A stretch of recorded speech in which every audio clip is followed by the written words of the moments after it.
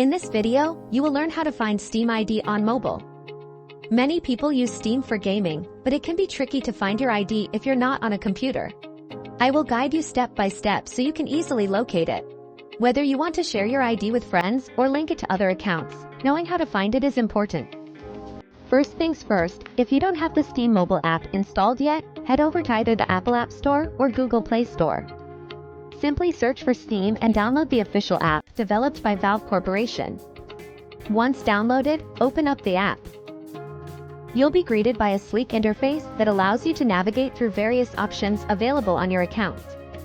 To find your Steam ID, tap on the profile icon located at the top right corner of your screen. Now that you're in your profile section, look for an option labeled Account Details. Tap on it. This section contains important information regarding your account settings and details. At the very top of this page, you'll see your account name prominently displayed. Directly underneath that name is where you'll find your unique Steam ID clearly listed out. It's usually a long string of numbers. Copying your Steam ID is super simple. Just tap and hold on the number until you see an option pop up that says Copy.